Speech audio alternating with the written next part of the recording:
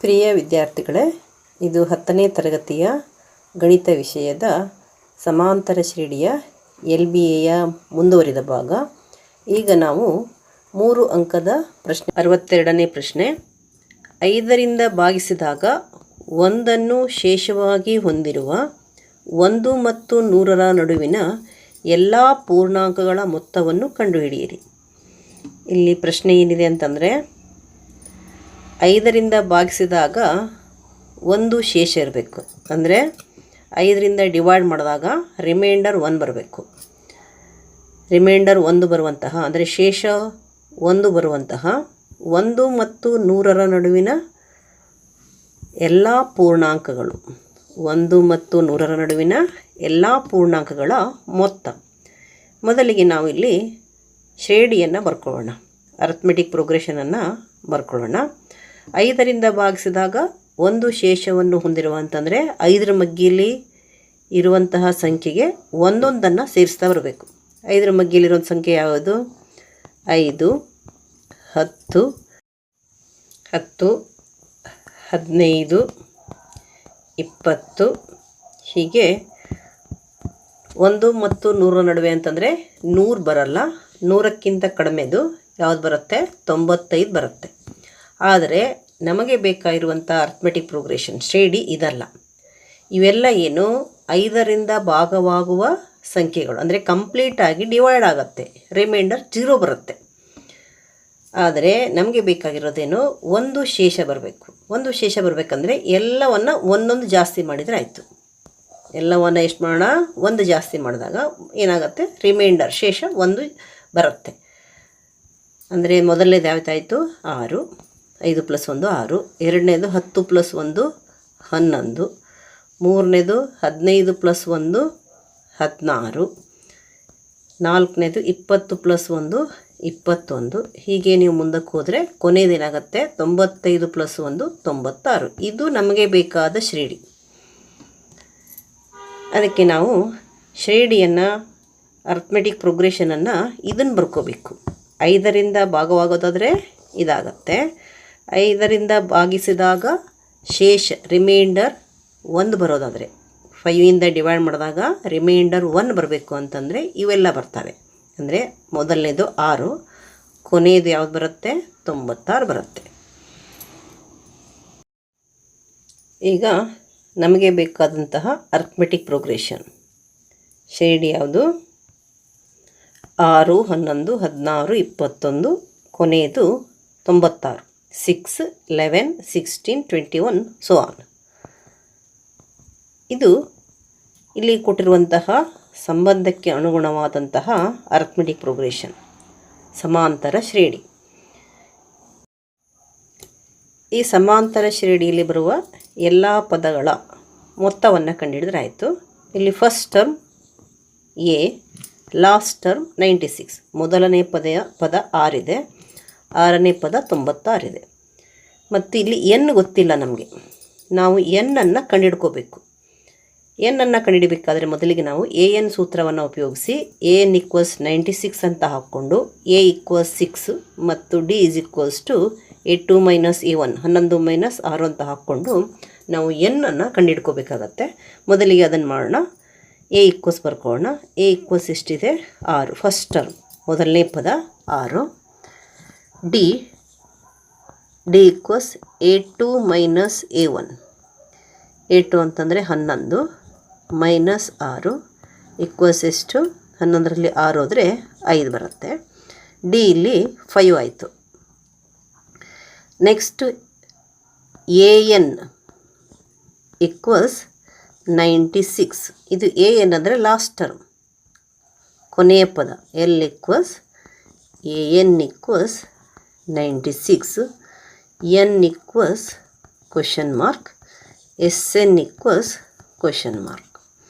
ಈಗ ನಾವು n-ಅನ್ನು find out ಮಾಡಬೇಕು. n-ಅನ್ನು ಕಂಡುಹಿಡಬೇಕು ಅಂದರೆ an = a + n - 1 × d = 96 ಹಾಕ್ಕೊಂಡು a ವ್ಯಾಲ್ಯೂ d ವ್ಯಾಲ್ಯೂ ಹಾಕಿಬಿಟ್ಟು n-ಅನ್ನು ಕಂಡುಹಿಡಬೇಕು.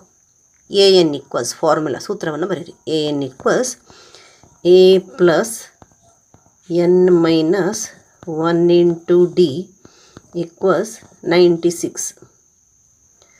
ಎ ವ್ಯಾಲ್ಯೂ 6, ಎ ಜಾಗದಲ್ಲಿ 6 ಹಾಕೋಣ, ಪ್ಲಸ್ ಎನ್ನನ್ನು ಕಂಡುಹಿಡಿಬೇಕು. ಎನ್ನನ್ನು ಫೈಂಡ್ ಔಟ್ ಮಾಡಬೇಕು. ಎನ್ ಬರೆಯೋಣ. N minus 1, D value 5, D ಪ್ಲೇಸಲ್ಲಿ 5 ಹಾಕೋಣ, ಈಕ್ವಲ್ಸ್ 96. ನೆಕ್ಸ್ಟ್ ಸ್ಟೆಪ್ಪಲ್ಲಿ 6ಅನ್ನು ಆರ್ ಎಚ್ ಎಸ್ಸಿಗೆ ಬಲಭಾಗಕ್ಕೆ ಟ್ರಾನ್ಸ್ಫರ್ ಮಾಡೋಣ. ಇಲ್ಲಿ ಎಡಭಾಗದಲ್ಲಿ ಎನ್ ಮೈನಸ್ 1 ಇಂಟು 5 ಮಾತ್ರ ಉಳ್ಕೊಳ್ಳುತ್ತೆ. ಲೆಫ್ಟ್ ಹ್ಯಾಂಡ್ ಸೈಡಲ್ಲಿ N minus 1 into 5 equal 96. Transfer ಮಾಡಿದಾಗ ಏನಾಗುತ್ತೆ, -5 ಆಗುತ್ತೆ, -6 ಆಗುತ್ತೆ. 96 - 6,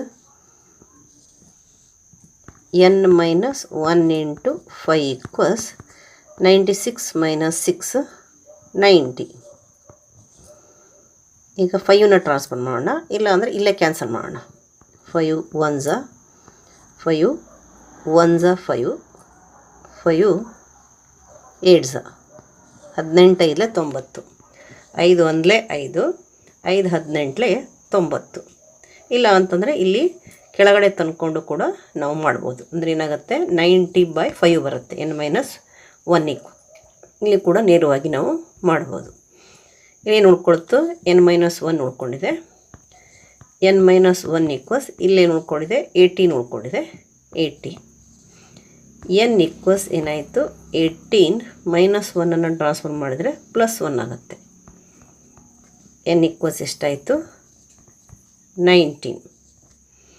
ಎನ್ ವ್ಯಾಲ್ಯೂ ನಮಗೆ ಸಿಕ್ತು.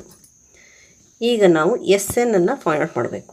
ಎಸ್ ಎನ್ ಫೈಂಡ್ ಮಾಡೋದಕ್ಕೆ ಯಾವ ಫಾರ್ಮುಲಾ, ಯಾವ ಸೂತ್ರವನ್ನು ಉಪಯೋಗಿಸ್ತೀರಾ, ಇಲ್ಲಿ ಎಲ್ ಗೊತ್ತಿರೋದ್ರಿಂದ ಮತ್ತು ಎನ್ ಗೊತ್ತು ಮಾಡ್ಕೊಂಡಿರೋದ್ರಿಂದ ನೀವು S N = n/2 into a + l ಫಾರ್ಮುಲಾವನ್ನು ಯೂಸ್ ಮಾಡಿದರೆ ನಿಮಗೆ ಈಸಿ ಆಗುತ್ತೆ.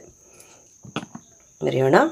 S N equals n/2 into a + l.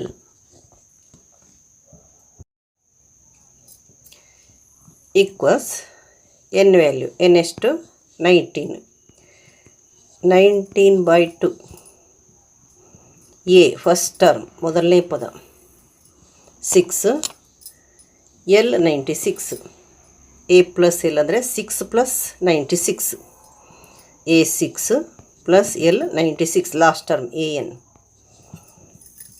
Next 19/2 into 96 + 6 ಎಷ್ಟಾಗುತ್ತೆ, 96 + 6 ಅಂತಂದರೆ 102 ಆಗುತ್ತೆ. 6ಕ್ಕೆ 6 ಸೇರಿಸಿದರೆ 12 ಆಯಿತು. 90 + 12 ಅಂತಂದರೆ 90 + 10 100 + 2 112 ಆಯಿತು. ಇಲ್ಲಿ ನೀವು ಕ್ಯಾನ್ಸಲ್ ಮಾಡ್ಬೋದು. 2 1 ಇಲ್ಲಿ 2 5 10, 2 1 2, 2 51 102, 2 51 102 ಈಕ್ವಲ್ಸ್ ಏನಾಯಿತು, 19 ಇಂಟು 51 ಆಯಿತು. ಈಗ ನಾವು 51ಅನ್ನು 19ಇಂದ ಮಲ್ಟಿಪ್ಲೈ ಮಾಡೋಣ, ಗುಣಿಸೋಣ. ಏನು ಬರುತ್ತೆ, 19 1 19, 9 ಇಲ್ಲಿ ಬರೆದ್ಬಿಟ್ಟು ಕ್ಯಾರಿ ತಗೊಳ್ಳೋಣ ಕೈಲೇ. 19 5 95 95, 95ಕ್ಕೆ 1 ಸೇರಿಸಿದರೆ 96 ಆಯಿತು. ಅಂದರೆ ಎಷ್ಟು ಬಂತು, 969, 969.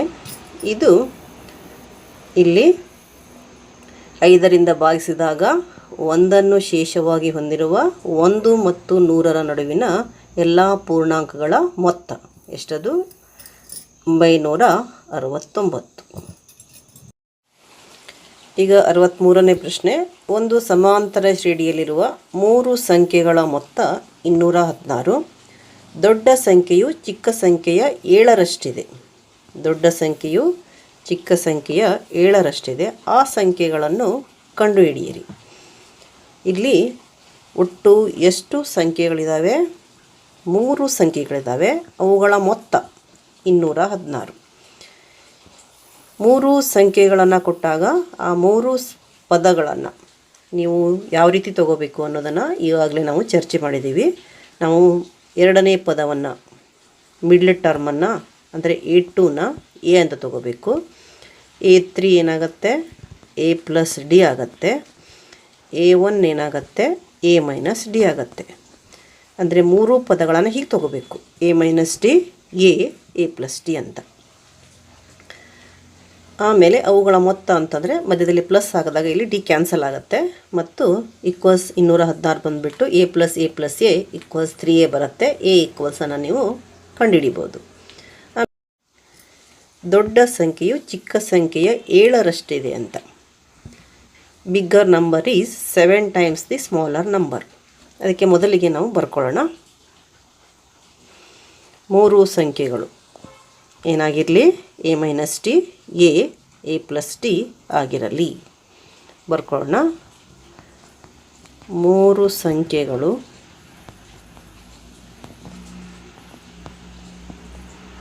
A minus D, A plus D ಆಗಿರಲಿ.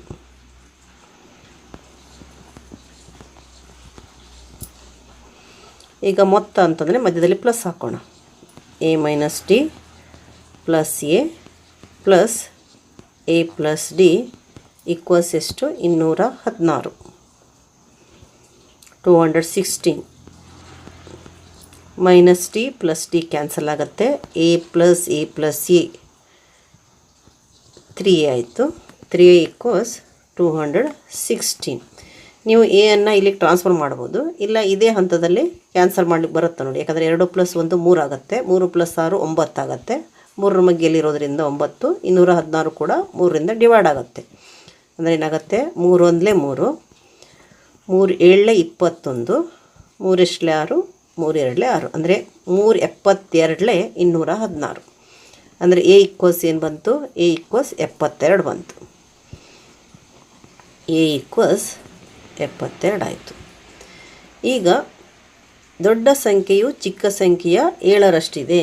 ಅಂದರೆ ಇಲ್ಲಿ ದೊಡ್ಡ ಸಂಖ್ಯೆ ಯಾವುದಾಗುತ್ತೆ, A ಪ್ಲಸ್ ಡಿ ಅಂತ ತೊಗೊಳ್ಳೋಣ. ಚಿಕ್ಕ ಸಂಖ್ಯೆ A ಮೈನಸ್ ಡಿ ಅಂತ ತೊಗೊಳ್ಳೋಣ. A ಪ್ಲಸ್ ಡಿ ಅಂದರೆ A3 ಈಕ್ವಲ್ಸ್ ಏನು, 7 ಟೈಮ್ಸ್ ದಿ ಸ್ಮಾಲರ್ ನಂಬರ್, ಅಂದರೆ 7 A1 ಅಂತ ಆಗುತ್ತೆ. A3 ಅಂದರೆ ಇಲ್ಲಿ A ಪ್ಲಸ್ ಡಿ ಇದೆ, ಈಕ್ವಲ್ಸ್ 7 ಇಂಟು A1 ಅಂದರೆ A ಮೈನಸ್ ಡಿ. ಅಂದರೆ ಏನಾಗುತ್ತೆ ಇಲ್ಲಿ, A plus D equals 7 into A 7A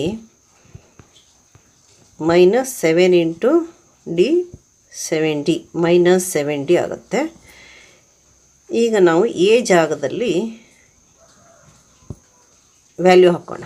A equals ಎಷ್ಟಿದೆ, 72 ಇದೆ.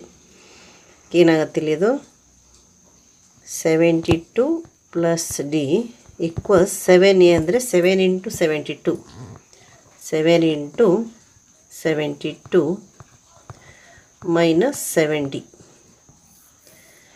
72 plus D equals 7 into 72, 7 into 72 ಅಂದರೆ 7 2s 7 2 14 ಮತ್ತು ಕ್ಯಾರಿ ಬರುತ್ತೆ 7 1 7 7 49 1 50 ಆಗುತ್ತೆ. ಎಷ್ಟು ಬಂತು, 504 ಬಂತು. ನೀವು ಹಾಕ್ಕೊಂಡು ನೋಡಿ, 72 ಇಂಟು 7, 2 7 14, 7 7 49 1 50, 504 ಬಂತು. ಮೈನಸ್ 7D ಬರೆಯೋಣ. ಈಗ ಇದನ್ನು ಈ ಕಡೆ ಶಿಫ್ಟ್ ಮಾಡೋಣ. ಡಿನ ಒಟ್ಟಿಗೆ ತಗೊಳ್ಳೋಣ. ಏನಾಯ್ತು ಇಲ್ಲಿ, ಡಿ ಪ್ಲಸ್ 7D ಆಗುತ್ತೆ. ಮೈನಸ್ 7D ಈ ಕಡೆ ಬಂದರೆ ಪ್ಲಸ್ ಡಿ ಆಗುತ್ತೆ, ಪ್ಲಸ್ 7D ಆಗುತ್ತೆ. ಇದು ಈ ಕಡೆ ಬಂದರೆ ಮೈನಸ್ ಆಗುತ್ತೆ. ಅಂದರೆ ಇಲ್ಲಿರೋದನ್ನು ಫಸ್ಟ್ ಬರ್ಕೊಳ್ಳೋಣ. 504, 72ನ ಈ ಕಡೆ ಟ್ರಾನ್ಸ್ಫರ್ ಮಾಡಿದ್ರೆ ಏನಾಗುತ್ತೆ, ಮೈನಸ್ 72 ಆಗುತ್ತೆ. ಏನಾಯ್ತು ಈಗ, ಡಿ ಪ್ಲಸ್ 7D ಅಂದರೆ 8D ಆಗುತ್ತೆ. ಡಿ ಅಂದರೆ 1D ಪ್ಲಸ್ 7D 8D ಆಗುತ್ತೆ. ಈಕ್ವಲ್ಸ್ ಇದರಲ್ಲಿ ಇದನ್ನು ಕಳಿಯೋಣ. 504ರಲ್ಲಿ 72 ಕಳೆದ್ರೆ 4 ಮೈನಸ್ 2, 2 ಇಲ್ಲಿ 10 ಅಂದರೆ 10 ಮೈನಸ್ 7 3 ಆಗುತ್ತೆ. ಇಲ್ಲಿ ಎಷ್ಟು ಉಳ್ಕೊಳ್ತು, 4 ಉಳ್ಕೊಂಡಿದೆ, 432 ಆಗುತ್ತೆ. 504 4 ಮೈನಸ್ 72 ಅಂದರೆ ಎಷ್ಟು? 432.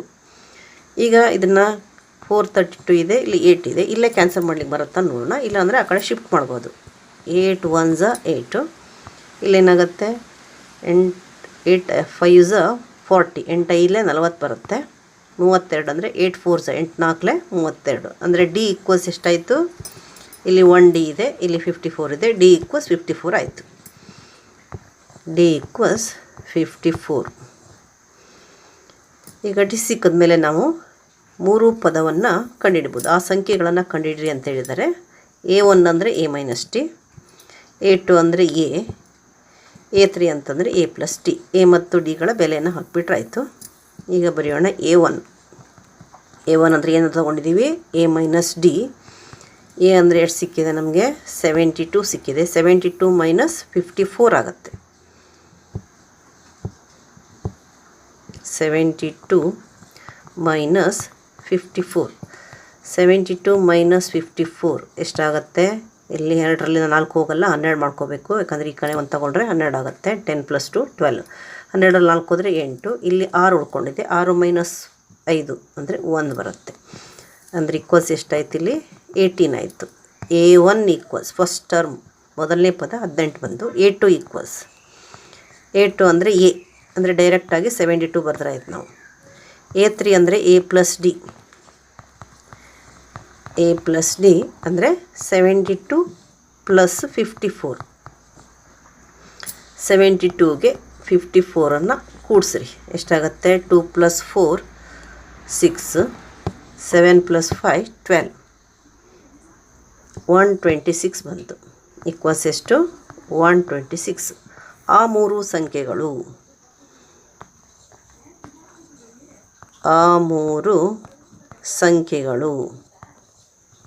ಯಾವುದು? 18 72 ಸಂಖ್ಯೆಗಳು 18 72 126. ಇವು 3 ಕೂಡಿಸಿದ್ರೆ ಎಷ್ಟಾಗಬೇಕು? 18 72 126. 8 2 10 10 6 16.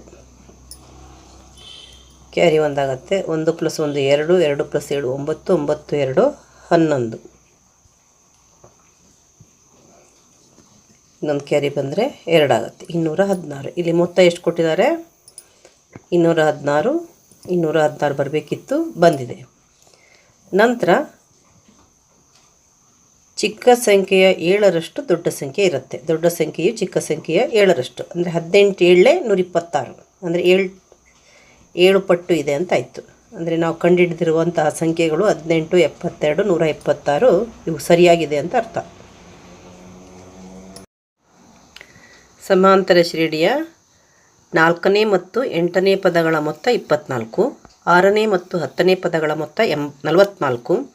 ಆದರೆ ಶ್ರೇಣಿಯ ಮೊದಲ 3 ಪದಗಳನ್ನು ಕಂಡುಹಿಡಿಯಿರಿ. ಇಲ್ಲಿ ಏನನ್ನು ಕೊಟ್ಟಿದ್ದಾರೆ? 4ನೇ ಪದ ಮತ್ತು 8ನೇ ಪದ ಇವುಗಳ ಮೊತ್ತ ಎಷ್ಟು? 24. ಹಾಗೆ 6ನೇ ಪದ ಮತ್ತು 10ನೇ ಪದಗಳ ಮೊತ್ತ 44.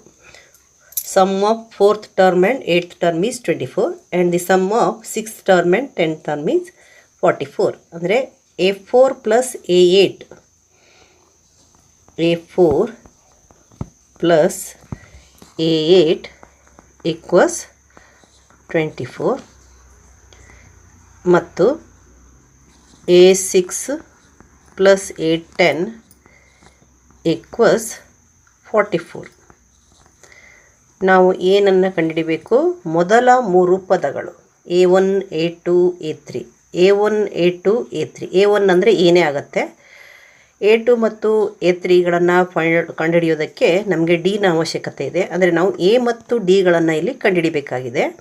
ಎ ಮತ್ತು ಡಿಗಳನ್ನು ಕಂಡುಹಿಡಬೇಕಾದ್ರೆ ಈ 2 ಸಂಬಂಧಗಳನ್ನು ಉಪಯೋಗಿಸ್ಬೇಕು. ಅಂದರೆ ನಮಗೆ 2 ಚರಾಕ್ಷರವುಳ್ಳ ರೇಖಾತ್ಮಕ ಸಮೀಕರಣ ಸಿಗುತ್ತೆ. ಆ ರೇಖಾತ್ಮಕ ಸಮೀಕರಣಗಳ ಜೋಡಿಯನ್ನು 2 ಚರಾಕ್ಷರವುಳ್ಳ ಎ ಮತ್ತು ಡಿ ಎಂಬ 2 ಚರಾಕ್ಷರವುಳ್ಳ ರೇಖಾತ್ಮಕ ಸಮೀಕರಣಗಳ ಜೋಡಿಯನ್ನು ನಾವು ವರ್ಜಿಸೋ ವಿಧಾನ ಅಥವಾ ಆದೇಶ ವಿಧಾನ ಇವೆರಡರಲ್ಲಿ ಯಾವುದಾದರೂ ಒಂದು ವಿಧಾನವನ್ನು ಉಪಯೋಗಿಸಿ ಎ ಮತ್ತು ಡಿಗಳ ಬೆಲೆಗಳನ್ನು ಕಂಡುಹಿಡಿಯಬೇಕು.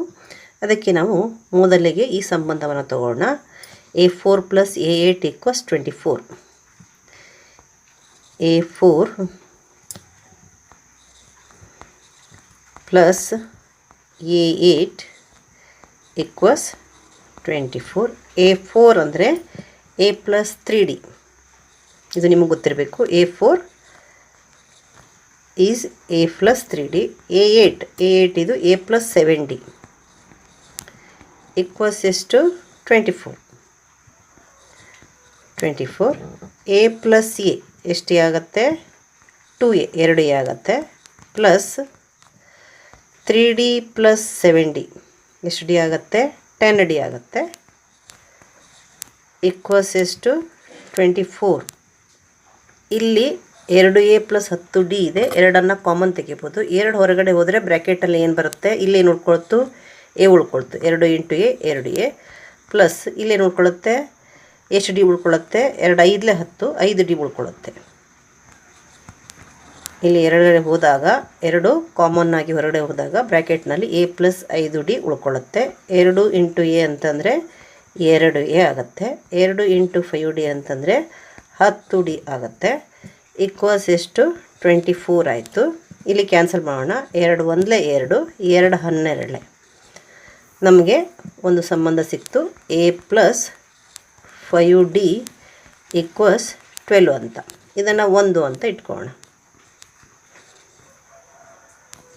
ಒಂದು ರೇಖಾತ್ಮಕ ಸಮೀಕರಣ ಸಿಕ್ತು. ಈಗ ಇದನ್ನು ನಾವು ಅದೇ ರೀತಿಯಲ್ಲಿ ರೇಖಾತ್ಮಕ ಸಮೀಕರಣದ ರೂಪಕ್ಕೆ ತರೋಣ. A6 ಅಂತಂದರೆ A + 5D. A + 5D plus A10 ಅಂದರೆ A + 9D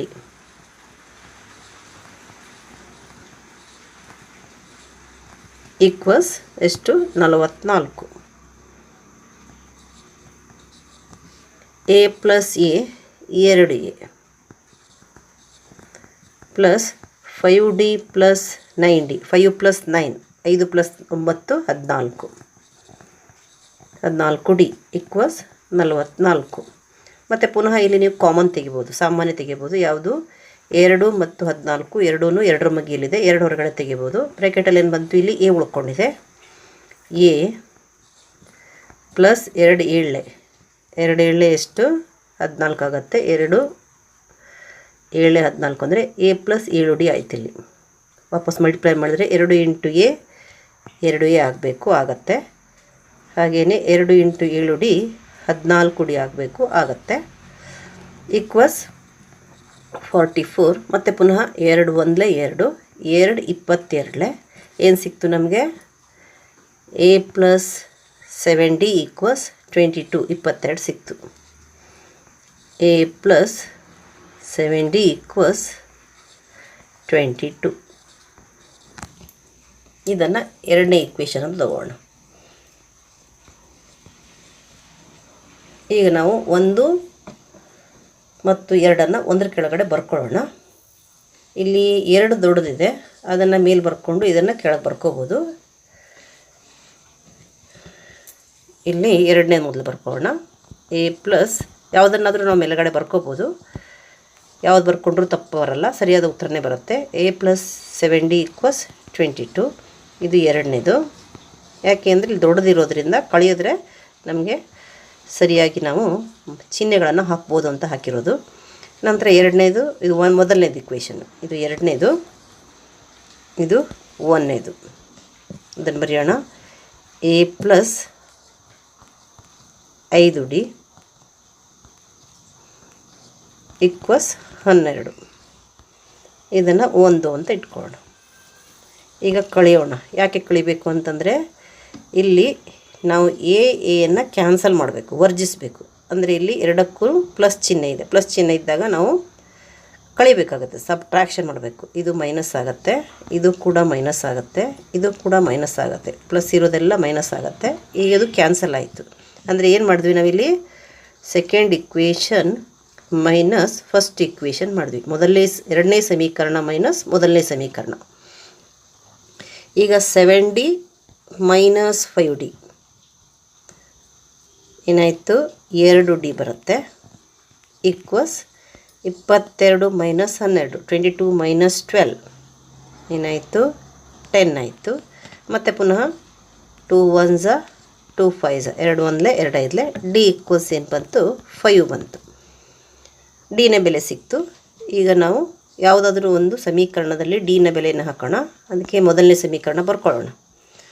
ಡಿ ಈಕ್ವಲ್ಸ್ 5 ಅನ್ನು ಯಾವ ಸಮೀಕರಣದಲ್ಲಿ, ಒಂದನೇ ಸಮೀಕರಣದಲ್ಲಿ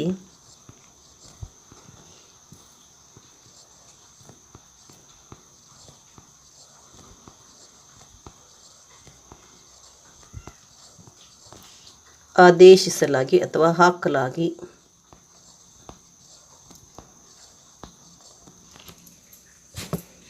ಒಂದನೇ ಸಮೀಕರಣ ಬರ್ಕೊಳ್ಳೋಣ. First equation by substituting D equals 5 in equation 1.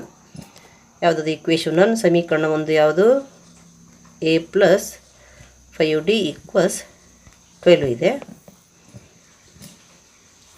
ಇಲ್ಲಿ ಡಿ ಬೆಲೆ ಸಿಕ್ಕಿದೆ, ಎ ಹಾಗೆ ಬರೆಯೋಣ. a ಪ್ಲಸ್ 5D ಅಂದರೆ 5 ಇಂಟು ಡಿ ಏನಾಗುತ್ತೆ, ಡಿ 5 ಇದೆ, 5 ಬಂತು, ಈಕ್ವಲ್ಸ್ ಎಷ್ಟು, 12. a ಪ್ಲಸ್ 25, 5 ಇಂಟು 5 ಏನಾಗುತ್ತೆ, 5 ಇಂಟು 5 25 ಆಗುತ್ತೆ. a plus 25 equals 12. ಈಗ ಎ ಈಕ್ವಲ್ಸ್ ಏನಾಯಿತು, 12 ಮೈನಸ್ ಇದನ್ನು ಈ ಕಡೆ ಶಿಫ್ಟ್ ಮಾಡಿದ್ರೆ 12 ಮೈನಸ್ 25 ಆಯಿತು. 12 ಮೈನಸ್ 25 ಈಸ್ ಈಕ್ವಲ್ಸ್ ಟು ಏನಾಗುತ್ತೆ, 25 12 ಹೋದರೆ 13 ಮೈನಸ್ 13 ಆಗುತ್ತೆ. ಇಲ್ಲಿ 25ಗೆ ನೆಗೆಟಿವ್ ಚಿಹ್ನೆ ಇದೆ, ಮೈನಸ್ ಇದೆ, ಅದೇ ಚಿಹ್ನೆಯನ್ನು ಹಾಕಬೇಕು. 25ಅಲ್ಲಿ 12 ಕಳೆದ್ರೆ 13 ಬರುತ್ತೆ. ಆದರೆ ಚಿಹ್ನೆ ಯಾವ್ದು ಹಾಕಬೇಕು, ನಾವು ಮೈನಸ್ ಹಾಕಬೇಕು. ಬೇರೆ ಬೇರೆ ಚಿಹ್ನೆ ಬಂದಿದೆ, ಕಳಿಬೇಕು, ದೊಡ್ಡದ ಚಿಹ್ನೆಯನ್ನು ಹಾಕಬೇಕು. ಈಗ ಎ ಸಿಕ್ತು, ಡಿ ಸಿಕ್ತು. ಎ1 ಅಂದರೆ ಎ, 3 ಪದಗಳನ್ನು ನಾವು ಕಂಡುಹಿಡಿಬೇಕು. a1 ಅಂದರೆ ಎ ಮೈನಸ್ 13 ಆಯಿತು. a2 ಅಂತಂದರೆ a1 ಪ್ಲಸ್ ಡಿ, a1 ಅಂದರೆ ಮೈನಸ್ 13 ಪ್ಲಸ್ ಡಿ ಅಂದರೆ 5 ಈಕ್ವಲ್ಸ್ ಏನಾಗುತ್ತೆ, ಇಲ್ಲಿ ಮೈನಸ್ 13 ಪ್ಲಸ್ 5 ಇದೆ, ನಾವು ಕಳಿಬೇಕಾಗತ್ತೆ, ಬೇರೆ ಬೇರೆ ಚಿಹ್ನೆ ಬಂದಿರೋದ್ರಿಂದ. 13ನಲ್ಲಿ 5 ಹೋದರೆ ಎಷ್ಟು ಬರುತ್ತೆ, 8 ಬರುತ್ತೆ. ಆದರೆ ಮೈನಸ್ 13 ಇದೆ, 13 ದೊಡ್ಡದು, ಅದಕ್ಕೆ ನೆಗೆಟಿವ್ ಚಿಹ್ನೆ ಇದೆ, ನಾವು ಇಲ್ಲಿ ನೆಗೆಟಿವ್ ಚಿಹ್ನೆ ಹಾಕಬೇಕು, ಮೈನಸ್ ಹಾಕಬೇಕು. ನಂತರ a3 equals a2 plus D. a2 ಅಂತಂದರೆ ಮೈನಸ್ 8 ಪ್ಲಸ್ 5. ಪುನಃ ಇಲ್ಲೂ ಕೂಡ ಕಳಿಬೇಕಾಗತ್ತಲ್ಲೇ, 8ರಲ್ಲಿ 5 ಹೋದರೆ 3 ಬರುತ್ತೆ. ದೊಡ್ಡ ಸಂಖ್ಯೆ 8ಗೆ ಮೈನಸ್ ಇದೆ, ಮೈನಸ್ ಹಾಕಬೇಕು. ಹಾಗಾದರೆ ಮೊದಲ 3 ಪದಗಳು ಯಾವುದು, ಮೈನಸ್ 13 ಮೈನಸ್ 8 ಮೈನಸ್ 3. ಅದನ್ನು ಬರೆಯೋಣ ನಾವು. ಮೊದಲ 3 ಪದಗಳು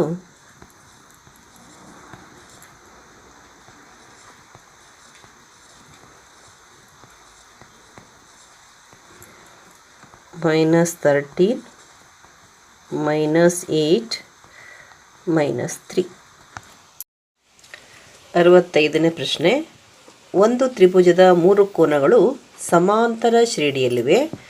ಚಿಕ್ಕ ಕೋನವು ದೊಡ್ಡ ಕೋನದ ಅರ್ಧದಷ್ಟಿದೆ. ತ್ರಿಭುಜದ ಎಲ್ಲ ಕೋನಗಳ ಅಳತೆಗಳನ್ನು ಕಂಡುಹಿಡಿಯಿರಿ. ತ್ರಿಭುಜದ 3 ಕೋನಗಳ ಮೊತ್ತ ನಮಗೆ ಗೊತ್ತಿದೆ. ಎಷ್ಟದು, 180 ಡಿಗ್ರಿ. 3 ಕೋನಗಳ ಅಳತೆ ಹೇಗಿರುತ್ತೆ, ಸಮಾಂತರ ಶ್ರೇಣಿಯಲ್ಲಿ ಇರ್ತವೆ. ಸಮಾಂತರ ಶ್ರೇಣಿಯಲ್ಲಿ 3 ಕೋನಗಳ ಅಳತೆ ಇದೆ. ಚಿಕ್ಕ ಕೋನವು ದೊಡ್ಡ ಕೋನದ ಅರ್ಧದಷ್ಟಿದೆ ಅಂತ. ಇಲ್ಲಿ 3 ಕೋನಗಳಲ್ಲಿ ಒಂದು ಕೋನ ಅತ್ಯಂತ ಚಿಕ್ಕದಿರುತ್ತೆ, ಮತ್ತು ಇನ್ನೊಂದು ಕೋನ ಅತ್ಯಂತ ದೊಡ್ಡದಿರುತ್ತೆ. ದೊಡ್ಡ ಕೋನವು ಚಿಕ್ಕ ಕೋನದ ಡಬಲ್ ಇರುತ್ತೆ, ಅಂದರೆ ಚಿಕ್ಕ ಕೋನವು ದೊಡ್ಡ ಕೋನದ ಅರ್ಧದಷ್ಟಿದೆ ಅಂತ ಆಯಿತು. ಹಾಗಾದರೆ ಆ 3 ಕೋನಗಳು, ಇಲ್ಲಿ 3 ಕೋನಗಳು ಅಂದರೆ ಸಮಾಂತರ ಶ್ರೇಣಿಯ 3 ಪದಗಳನ್ನು ನಾವು ಯಾವಾಗಲೂ ಹೇಗೆ ತಗೋಬೇಕು ಅಂತ ಇವಾಗಲೇ ನಾವು ಚರ್ಚೆ ಮಾಡಿದ್ದೀವಿ. ಮೊದಲನೇ ಪದವನ್ನು a ಮೈನಸ್ ಡಿ, ಎರಡನೇ ಪದವನ್ನು a, ಮೂರನೇ ಪದವನ್ನು a+d. a1 a2 a3 ತೊಗೊಳ್ಳೋದು, ಇಲ್ಲಿ a2 a ತೊಗೊಳ್ಳೋದು, a1 a ಮೈನಸ್ ಡಿ ತೊಗೊಳ್ಳೋದು, a3 a+d. ಅದಕ್ಕೆ ನಾವೇನು ಬರೆಯೋಣ, ತ್ರಿಭುಜದ 3 ಕೋನಗಳು, ತ್ರಿಭುಜದ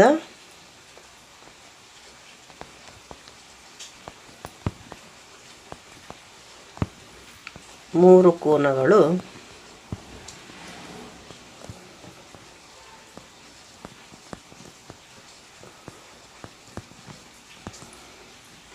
ಏನು ತಗೊಳ್ಳೋದು, a ಮೈನಸ್ ಡಿ, a+d ಆಗಿರಲಿ, a+d ಆಗಿರಲಿ.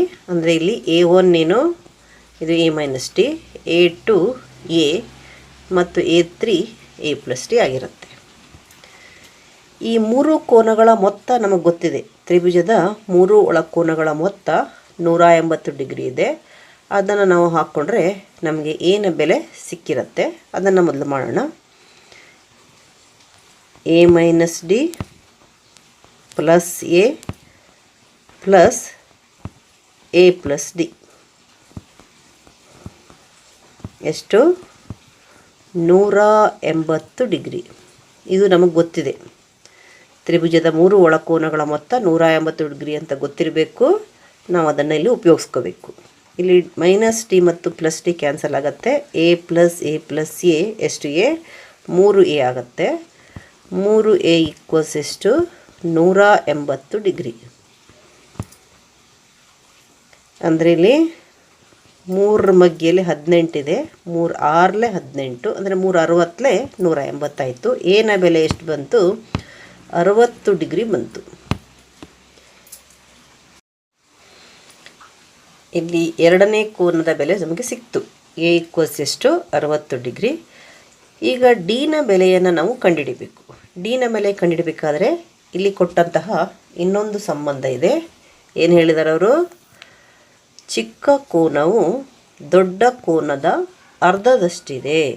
ಇಲ್ಲಿ ದೊಡ್ಡ ಕೋನ ಅಂದರೆ a3 ಆಗುತ್ತೆ, ಅಂದರೆ ಮತ್ತು ಚಿಕ್ಕ ಕೋನ ಅಂದರೆ a ಮೈನಸ್ ಡಿ ಆಗುತ್ತೆ. ಚಿಕ್ಕ ಕೋನ ಅಂದರೆ a ಮೈನಸ್ ಡಿ ದೊಡ್ಡ ಕೋನದ ಅರ್ಧದಷ್ಟು, ಅಂದರೆ a+d/2 ಆಗಿರುತ್ತೆ. ಇಲ್ಲಿ ನಾವು ಊರೇ ಗುಣಾಕಾರ ಮಾಡೋಣ. a ಮೈನಸ್ ಡಿ ಇಂಟು 2 ಆಗುತ್ತೆ. 2 into a minus D equals ಏನಾಯಿತು, a+d ಆಯಿತು. ನಾವೀಗ ಮಲ್ಟಿಪ್ಲೈ ಮಾಡೋಣ. 2 into a 2 into a 2a minus 2 into D minus 2d equals a+d ಅನ್ನು ಹಾಗೆ ಬರೆಯೋಣ. ಈಗ ಎನ ವ್ಯಾಲ್ಯೂವನ್ನು ಹಾಕೋಣ. ಎ ವ್ಯಾಲ್ಯೂ ನಮಗೆ ಸಿಕ್ಕಿದೆ, ಎಷ್ಟದು, 60 ಹಾಕೋಣ. 2a ಅಂದರೆ 2 ಇಂಟು 60 ಆಯಿತು.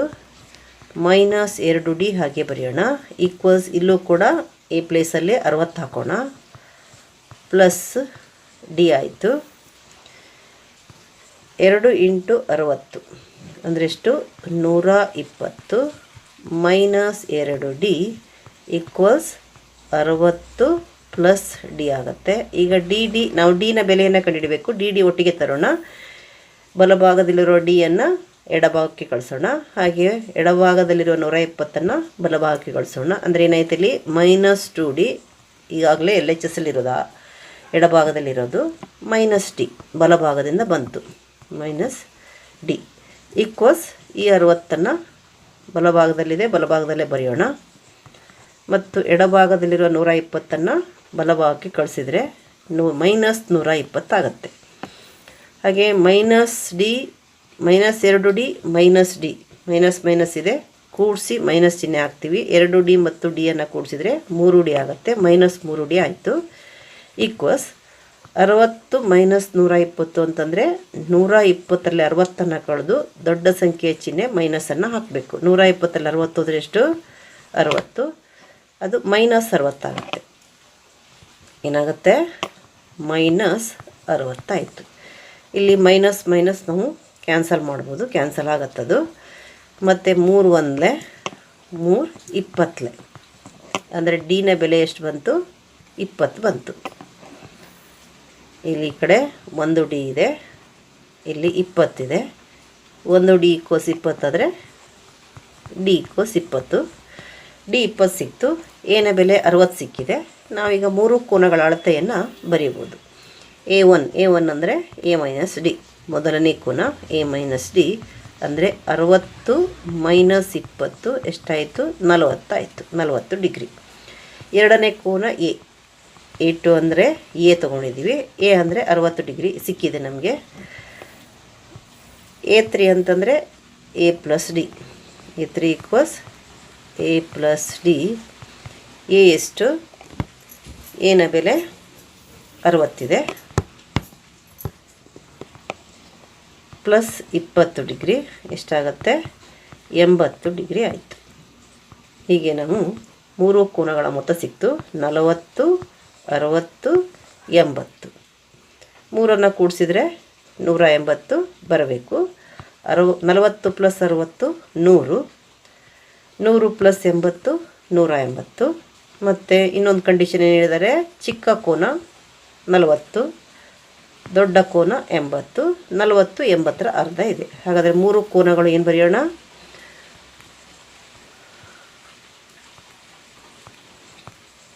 ಮೂರು ಕೋನಗಳ ಅಳತೆ